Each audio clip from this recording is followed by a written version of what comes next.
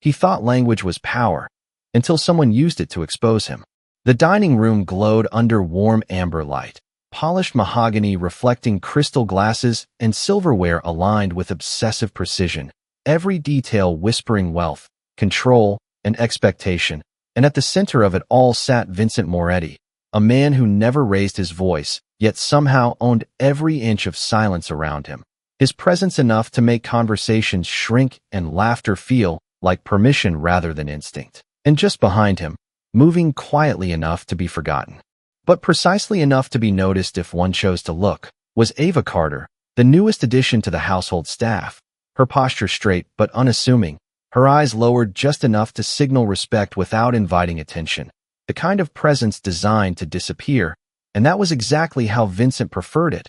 People in their place, roles clearly defined, nothing unpredictable, nothing out of line, because unpredictability was the one thing power could not tolerate. The guests that evening were not ordinary visitors, men in tailored suits with watches that cost more than most people's annual salaries, voices smooth, laughter calculated, each one aware they were sitting at a table where influence was traded more quietly than currency. And yet, even among them, Vincent commanded the rhythm, leaning back slightly, one hand resting near his glass, the other gesturing subtly as he began speaking, not in English, but in Russian, his tone casual, almost amused, as if sharing a private joke that only a select few were worthy of understanding. And one by one, the men at the table responded in kind, their expressions shifting into knowing smiles, the kind that excluded more than they included, the kind that turned language into a barrier instead of a bridge. Ava stepped forward at just the right moment, refilling a glass before it emptied, adjusting a plate before it shifted, her movements seamless, silent, practiced, but Vincent's eyes flicked toward her for just a fraction of a second, enough to register her presence, enough to acknowledge the invisible. And then, without breaking the flow of conversation, he said something else in Russian, slower this time, deliberate, the words hanging in the air just long enough for the men at the table to exchange glances before a quiet chuckle spread between them, controlled but unmistakable. And though Ava didn't react, not outwardly, not visibly, there was the smallest tightening in her fingers around the edge of the tray, a detail so subtle it could be missed entirely unless someone was looking for it, unless someone believed that silence itself could speak. Vincent continued, another sentence, sharper this time, the cadence shifting from casual to pointed, and one of the guests leaned back, smiling wider now, clearly entertained, clearly aware that whatever was being said, it was not meant to include the woman standing just inches away, the woman expected to serve without understanding, to exist without context, to hear without comprehension. And Vincent let the moment stretch, let the exclusion settle into the room like a quiet fog, his gaze briefly returning to Ava as if measuring something, as if confirming a belief he had already decided was true, that she was exactly what she appeared to be, nothing more, nothing unexpected, nothing worth considering beyond her function. And yet, for the briefest second, just before she stepped back, there was something in Ava's eyes, not defiance, not fear, but something steadier, something that didn't belong to someone invisible, something that didn't align with the role she had been given. And it passed so quickly it could have been imagined, could have been dismissed, could have been nothing at all, except that moments like that don't happen by accident. And somewhere beneath the polished surface of that perfect room,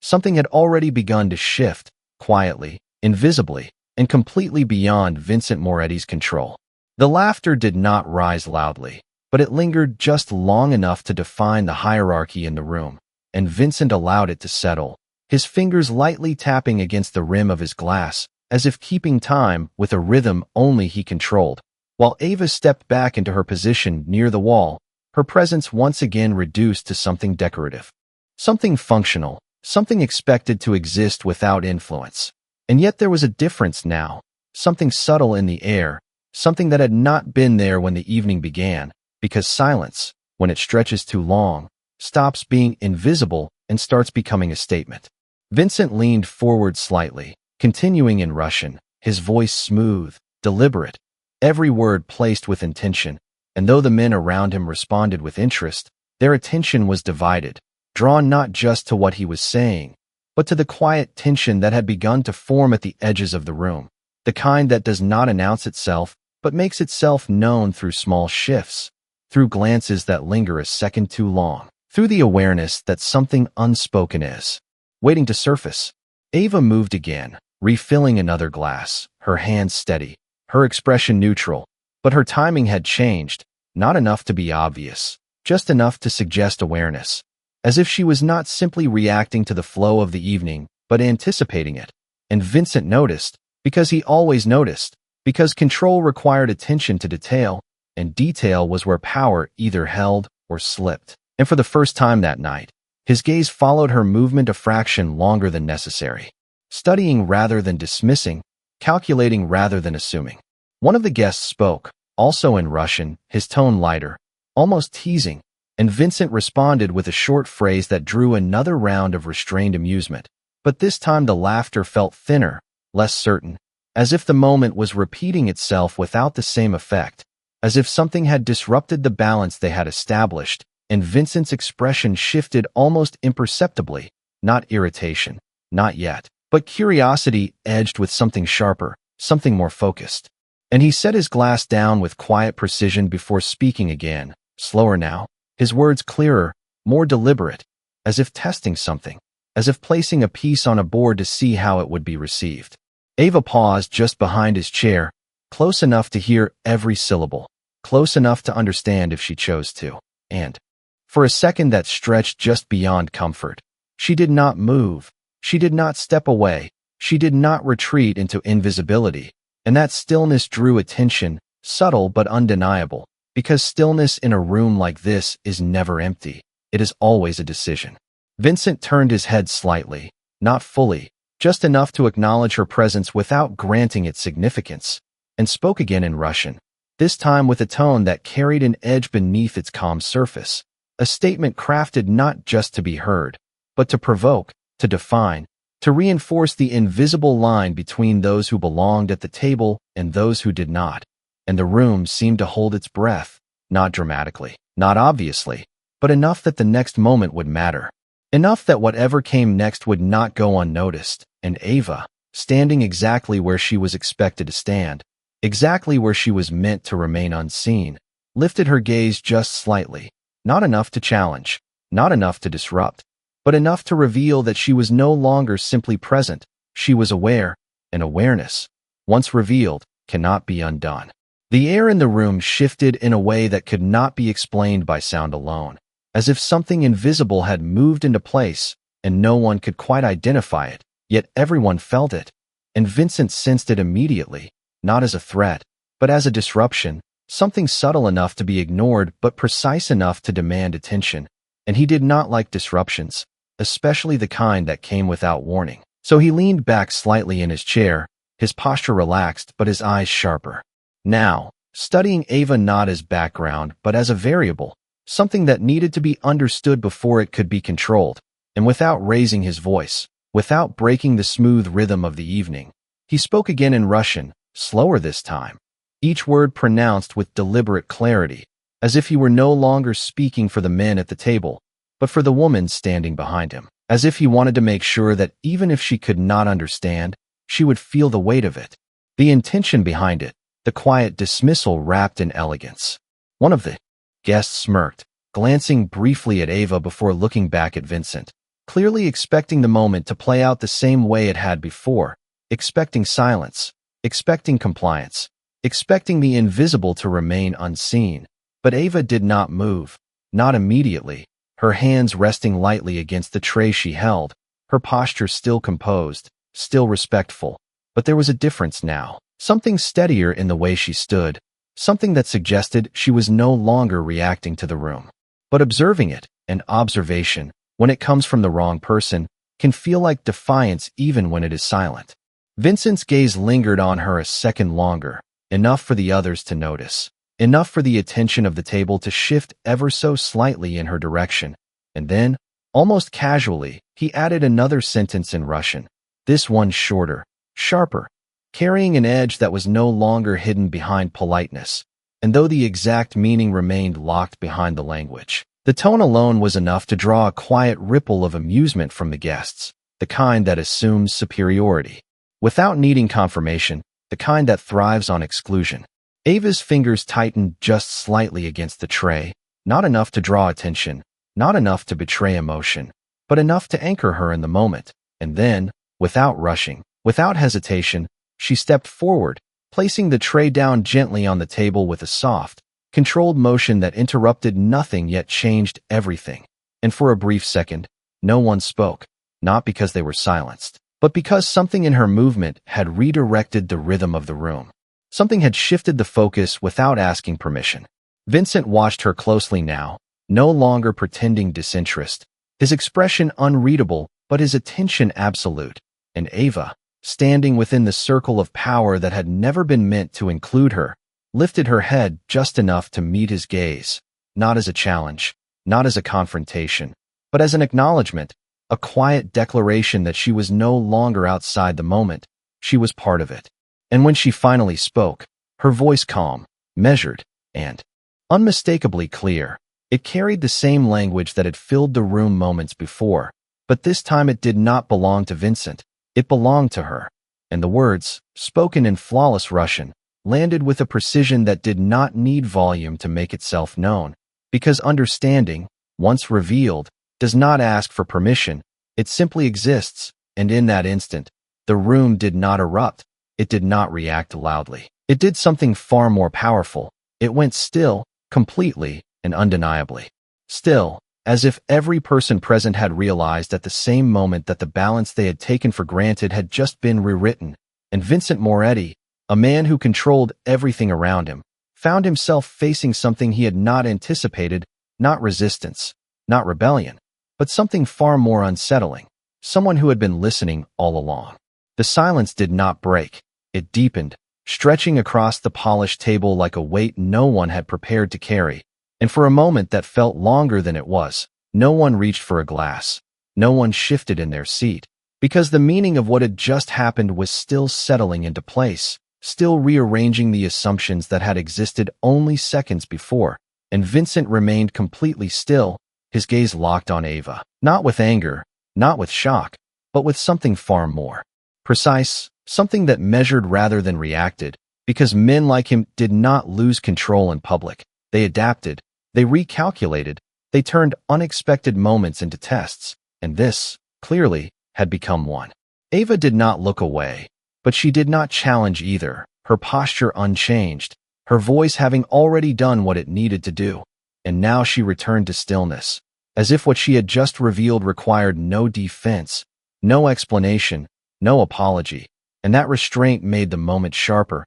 because it removed any doubt that her response had been intentional, not accidental, not emotional, but chosen. One of the guests shifted in his chair, clearing his throat softly, the first sound to break the stillness. But even that small noise seemed out of place, as if the room itself had decided that speaking too quickly would only expose how unprepared they all were. And Vincent finally moved, not abruptly, not dramatically, but with the same controlled precision he had carried all evening, lifting his glass slowly, his eyes never leaving Ava as he spoke again. In Russian, his tone different now, less performative, more direct, the kind of tone used when the audience is no longer the room, but a single person. Ava listened without interrupting, her expression calm, and when he finished, she responded just as evenly, her pronunciation flawless, her cadence natural, not rushed, not hesitant. And the exchange, brief as it was, shifted the balance again, because this was no longer a demonstration, it was a conversation, one that excluded everyone else at the table not by design, but by consequence, and that exclusion, reversed so suddenly, carried a different kind of weight. Vincent's eyes narrowed slightly, not in hostility, but in recognition, as if a piece of information had just aligned with something he had not yet fully understood. And he set his glass down with a soft, deliberate motion, the sound barely audible, yet somehow final, marking the end of whatever performance had been taking place before. He leaned back in his chair, his posture relaxing in appearance but tightening in focus. And for the first time that evening, he spoke in English, his voice low, controlled, and unmistakably directed at her, asking a question that was simple in structure but heavy in implication, not about the language itself, but about her. about where something like that came from, about how someone who had been standing silently at the edge of the room could suddenly step into its center without hesitation. Ava did not answer immediately, not because she did not have an answer, but because she understood the moment, understood that timing mattered more than explanation, and when she did speak, her voice remained steady, respectful but not diminished, offering just enough truth to satisfy the question without surrendering control of the narrative. And that balance, that precision, did something unexpected. It shifted the attention of the room completely, no longer toward Vincent, but toward her. One of the guests glanced at Vincent, uncertain, as if waiting for a reaction, for a correction, for the restoration of the order they were accustomed to, but Vincent did not interrupt, did not dismiss, did not reclaim the moment. He simply watched, and in that watching, something changed, something quiet but undeniable, because the man who had controlled every detail of the evening was no longer directing it. He was observing it, and Ava, who had been expected to remain invisible, had become the one thing no one in that room could ignore. No one reached for their drink, not because they had forgotten, but because something more important had replaced the need for movement, and Vincent understood that better than anyone. Because control was not about speaking first, it was about knowing when silence did more work than words ever could. And right now, the silence belonged to Ava. He studied her without disguise now, not as staff, not as background, but as someone who had stepped into a space that was never offered and somehow made it hers without asking. And that was not something he ignored. That was something he examined carefully, because people who revealed themselves like that did not do it by accident. One of the guests finally shifted, forcing a small laugh that did not quite land, as if trying to restore the rhythm of the evening. But the attempt fell flat, because the room had already changed, and Vincent did not help him, did not redirect, did not reclaim control the way he normally would. Instead, he leaned forward slightly, resting his hands together on the table, his gaze steady, focused entirely on Ava as if the rest of the room had faded into irrelevance. When he spoke again, his voice was lower, no longer carrying the performance of authority, but something quieter, more intentional, and he asked her a second question, not about language this time, but about experience, about how long she had known it, about where she had learned it. And though the words were simple, the weight behind them was not curiosity alone. It was evaluation, it was recognition. It was the beginning of something shifting beneath the surface. Ava did not rush her answer. She did not lower her eyes. She did not step back into the version of herself that had existed an hour ago. And when she responded, her tone remained respectful, but it no longer carried the absence of identity. It carried presence, controlled and measured, and she answered without offering too much, giving him truth in a form that revealed just enough to confirm what he already suspected, that she was not what she appeared to be, and never had been. A quiet exchange followed, not long, not dramatic, but precise, moving between English and Russian as if the language itself had become neutral ground, no longer a tool for exclusion, but a medium where both of them stood equally. And with each sentence, the distance between power and assumption narrowed, not because Vincent gave it up, but because Ava had already stepped beyond it. Across the table, the guests watched carefully, no longer participants, but observers, unsure where to place themselves in a conversation that no longer included them. Their earlier confidence replaced by something more cautious, because what had begun as entertainment had turned into something else entirely, something they did not fully understand, and Vincent was aware of that too, aware of every shift, every glance, every subtle recalibration happening around him, and for the first time that evening, he made a decision that was not about dominance, but about correction. He turned his attention briefly to the table, his voice returning to English, calm but firm, and without raising it, without explaining it, he set a new tone, one that did not invite laughter, one that did not tolerate performance, one that removed the distance that had been created earlier, and the effect was immediate, not dramatic, but absolute, because no one questioned it, no one challenged it, they simply adjusted, because that was what people did in his presence. And then, just as quietly, his gaze returned to Ava, and in that look, there was something different now, not approval, not yet, but acknowledgement, the kind that does not need to be spoken to be understood, and Ava, standing where she had always stood, felt it, not as validation, but as a shift in position, because she was no longer invisible, and once someone sees you clearly, they can never pretend you are not there again. The room did not return to what it had been before. It could not, because once perception changes, the past version of a moment becomes impossible to recover, and Vincent knew that as well as he knew anything, which was why he did not attempt to restore the earlier tone. He refined it instead, allowing the evening to continue but under a different gravity, one that no longer relied on assumption but on awareness. And as the conversation at the table resumed, it did so with a carefulness that had not existed before, voices measured, words chosen with more precision, as if each man present understood that the room was no longer a place for casual displays of superiority, but something closer to a test, subtle and ongoing. Ava moved again, returning to her role, but it was no longer the same role, not because her actions had changed, but because the way they were perceived had shifted. Every step she took now registered, every movement carried weight, and though she did nothing differently, nothing outside the expectations of her position, the difference was undeniable,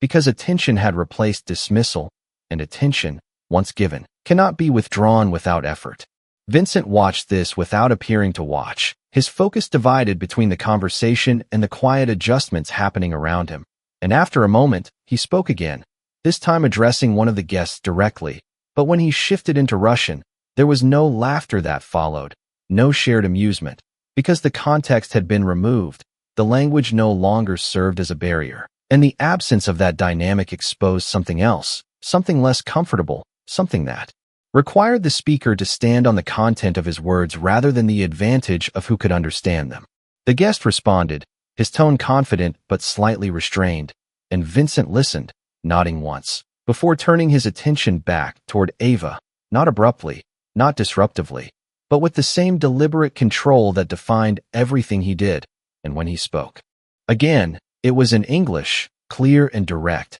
asking her to bring something specific, a request that was simple on the surface but carried intention beneath it, because it placed her within the flow of the evening rather than at its edge. Ava acknowledged without hesitation, her voice steady, and as she moved away from the table, the eyes of the room followed her, not out of curiosity alone, but out of a growing understanding that her presence was no longer incidental. It was relevant, and relevance in a room like this changes everything. When she returned, placing the item Vincent had requested with quiet precision, their eyes met again, briefly, and this time there was no need for language to define the exchange, because recognition had already done that, and Vincent gave a small nod, almost imperceptible, but intentional, a signal not of approval, but of acknowledgement, the kind that resets expectations without announcing it. Across the table, one of the men attempted to return the conversation to its earlier tone, making a remark that would have drawn easy laughter an hour before, but now it lingered unanswered, falling into the space where the old dynamic used to exist, and Vincent did not rescue it, did not reinforce it. He simply let it pass, and in doing so, he made something clear without saying it directly, that the rules of the room had changed, not through declaration, but through action. Ava stepped back into her position once more, but there was no illusion left, not for anyone watching, because invisibility had been replaced by presence, and presence, once established, does not fade. It remains, shaping the room in ways that cannot be undone, and Vincent, who had begun the evening believing he understood everything within it, now sat in a space that had been quietly redefined, not by force, not by confrontation, but by something far more precise, the simple, undeniable proof that he had underestimated the one person he never thought to consider. The evening continued, but it no longer flowed the way it had been designed to, because control, once questioned, never quite returns to its original form. It adapts, it sharpens, and Vincent allowed that shift to unfold without resistance, watching not just the men at the table, but the way they now chose their words, the way their confidence had been tempered by awareness. And it was not discomfort that filled the room, it was caution, the kind that appears when certainty has been quietly removed. Ava moved through the space with the same precision she had always carried, but now every movement seemed intentional in a different way, not because she was trying to be seen, but because she no longer needed to hide. and that difference, subtle as it was, redefined her presence entirely, turning routine into quiet authority, and Vincent noticed every detail, not with suspicion, but with focus. Because he had spent his life reading people, understanding them before they spoke, and Ava had become something he could not place into a category he understood. One of the guests leaned forward, attempting to regain a sense of control over the conversation, shifting the topic to business, speaking in English now, carefully, deliberately, as if the language itself had become a shared ground rather than a dividing line. And Vincent responded with equal precision, his tone steady, but his attention no longer fixed solely on the exchange, because part of his focus remained with Ava, tracking her movement without appearing to do so, evaluating without revealing it. The conversation moved forward, numbers, agreements, implications, all the elements that define power in its most practical form, and yet beneath it, something else persisted, something unspoken but present, a quiet acknowledgement that the hierarchy in the room had been adjusted, not dismantled, but refined, and Vincent, who had always defined the terms of every interaction, now found himself considering something new, not as a weakness, but as an opportunity to understand something he had overlooked. Ava returned to the table once more, placing a glass with measured care, her hand steady, her expression composed, and as she stepped back, Vincent spoke again, not to the table, not to the room, but to her, his voice calm, direct, asking a question that carried no mockery, no hidden edge, only intention, and the shift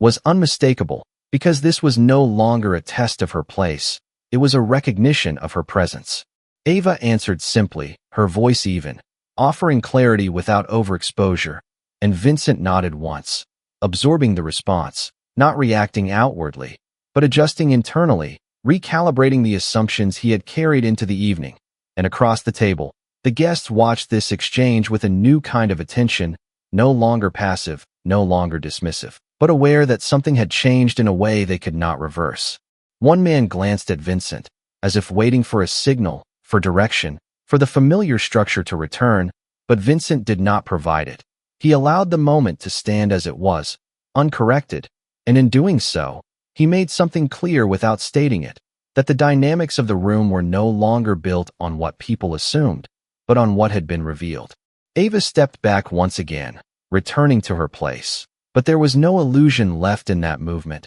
no attempt to fade into the background, because presence, once established, becomes part of the structure itself, and Vincent, sitting at the center of it all, understood that the evening had given him something rare, not a challenge to overcome, but a perspective he had not expected, one that did not threaten his authority, but refined it, and for the first time that night, there was no need to prove anything, no need to demonstrate control, because control, when it is real, does not need to be displayed, it simply exists, and in that quiet understanding, Vincent allowed the room to settle into its new balance, one that no longer depended on who could speak, but on who truly understood. The night moved forward, but it no longer belonged to the script it had begun with, because something deeper had taken its place, something quieter but far more defining, and Vincent allowed it to unfold without interruption, not out of hesitation, but because he understood the value of letting a moment reveal itself completely before shaping it,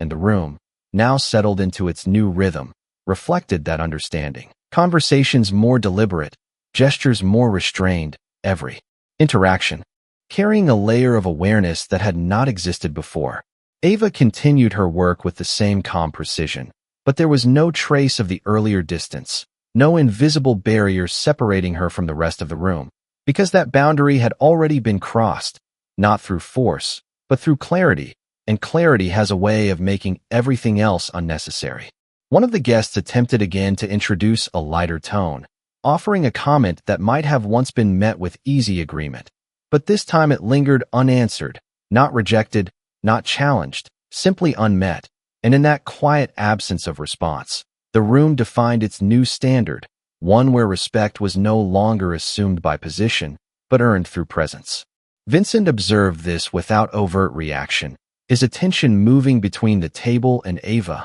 not dividing his focus, but integrating it, because what had begun as a simple dinner had evolved into something more revealing, something that exposed not just others, but himself. And that was not something he ignored. It was something he absorbed, adjusted to, refined. He leaned slightly forward once more, resting his hands lightly on the table. And when he spoke, his voice carried no trace of earlier intention, no hint of performance, only clarity. And he addressed the room as a whole, setting a tone that did not need explanation, one that aligned everyone present without requiring agreement. And the effect was immediate, subtle yet absolute, because authority, when real, does not demand attention, it shapes it. Ava returned to the table again, her movements unchanged, but the space she occupied now was different, not because she had stepped into it, but because the room had made space for her, and that distinction mattered, because it meant her presence was no longer an exception, it was part of the structure itself. Vincent glanced at her briefly as she placed another glass, and in that glance, there was something settled, something decided, not about her, but about the way he would engage with her moving forward. And when their eyes met, there was no tension, no challenge, only recognition, clear and unspoken. Across the table, the guests followed this exchange with quiet attention, no longer uncertain, but aware, because the shift had fully taken hold, and there was no returning to what had been before, not without effort, not without contradiction, and none of them chose to attempt it. The conversation resumed, but now it moved differently, grounded in something more balanced, less performative, more precise, and Vincent allowed it to continue, guiding it where necessary, but no longer using it as a tool for demonstration, because the demonstration had already taken place, and it had not gone the way anyone had expected. Ava stepped back once more, returning to her position, but there was no sense of distance in it, no sense of removal, because presence, once established, does not fade with movement. It remains, shaping every interaction that follows, and Vincent, seated at the center of it all, understood that the evening had reached its quiet conclusion, not through a final statement, not through a dramatic shift, but through something far more lasting, the realization that power, when challenged by truth, does not weaken, it evolves, and in that evolution, something more enduring is revealed, something that does not rely on who speaks the loudest, but on who understands the most. By the time the final glasses were set down and the quiet rhythm of the evening began to soften, nothing in the room looked dramatically different, and yet everything had changed in ways no one could fully ignore, because the shift had not been loud, it had not demanded attention, it had simply settled into place with a certainty that made it permanent, and Vincent understood that as he rose slowly from his chair, his movement unhurried, controlled, signaling the natural conclusion of the night. Without needing to announce it, and the guests followed his lead, standing almost in unison, their earlier confidence now tempered by something more measured, something that carried awareness rather than assumption. Ava remained where she was, composed, steady, her role technically unchanged, and yet no one in the room could look at her the same way they had when the evening began, because knowledge, once revealed, reshapes perception in ways that cannot be reversed. And Vincent paused for a brief moment before stepping away from the table, his gaze finding her again, not out of habit, but by intention, as if there was something left unspoken that did not require words to be understood. The guests began to gather their things, offering polite acknowledgments, their voices lower now, their tone more respectful, not because they had been instructed to change, but because the room itself had redefined what was acceptable within it. And Vincent watched this unfold with quiet precision, noting every adjustment, every recalibration, because moments like this mattered, not for what they displayed, but for what they revealed about people when their assumptions were removed. As the last of the guests moved toward the exit, one of them hesitated briefly, glancing back toward Ava with a look that held something different than before, not curiosity, not dismissal, but recognition, and then he turned away, leaving without comment, because some realizations do not need to be spoken aloud to carry weight. The room grew quieter, the energy settling into something calmer, more grounded, and Vincent finally stepped forward, closing the distance that had once defined their interaction, not as a display of authority, but as a simple action, direct and unforced. And when he spoke, his voice carried none of the earlier edge, none of the performance, only clarity, and he addressed Ava not as staff, not as background, but by her name, acknowledging her in a way that did not elevate or diminish, but simply placed her where she had already proven she belonged, within the moment, within the space, within his awareness. Ava met his gaze without hesitation, her expression composed, her presence unchanged, because she had not moved to become visible. She had always been there, and Vincent, for the first time, allowed that understanding to settle without resistance, without the need to redefine it. And in that quiet exchange, there was no victory, no defeat, only recognition, the kind that does not shift power, but refines it. He gave a small nod, not as permission, not as command, but as acknowledgement, and then turned away, the evening complete, not because it had followed its intended path, but because it had revealed something far more valuable than control alone could offer, something that could not be staged or forced, only discovered in moments when assumption meets truth. Ava remained where she was for a second longer, the room now empty of everything except the echo of what had taken place. And then she moved, not to disappear, but simply to continue, her steps steady, her presence intact, because nothing about her had changed, only the way she had been seen, and that, more than anything, was what mattered, because in a world built on perception, the most powerful shift is not when someone becomes something new, but when the truth of who they have always been can no longer be ignored. And in that quiet, unspoken understanding, the night closed without spectacle, without noise, leaving behind only one undeniable truth, that respect, once earned through clarity and restraint, does not fade. It remains, shaping every moment that follows. In a world where power speaks louder than words, a mafia boss believed language could define superiority until a Black Maid quietly shattered that illusion in a moment that redefined respect and control. This story unfolds inside a luxurious private dinner where influence, wealth, and silent hierarchies shape every glance and every word, drawing viewers into a deeply emotional dark romance where tension builds not through action, but through perception and intelligence, as the mafia boss uses a foreign language to isolate and humiliate. The Black Maid remains composed, her silence masking a truth no one expects, and when she responds with flawless precision, the balance of power shifts instantly, turning mockery into revelation in this unforgettable dark romance. What follows is not confrontation, but transformation. As the room falls into silence and the mafia boss is forced to reconsider everything he assumed about status, identity, and dignity, creating a slow-burning dark romance, driven by respect rather than dominance. The Black Maid does not fight for recognition, she embodies it, and through her quiet strength she exposes the limitations of arrogance, while the mafia boss evolves from control to awareness, making this dark romance a story about perception, intelligence, and the unspoken power of self-worth. As the evening unfolds, every interaction becomes more deliberate, every word more meaningful, and the connection between the mafia boss and the Black Maid deepens without romance in the traditional sense, yet resonates with the emotional gravity that defines true dark romance. This cinematic narrative explores themes of social hierarchy, hidden identity, and moral awakening, where silence becomes strength and understanding becomes the ultimate form of authority, leaving a lasting impression that in the end, respect is not demanded, it is revealed, and in that quiet revelation, this dark romance reaches its most powerful truth.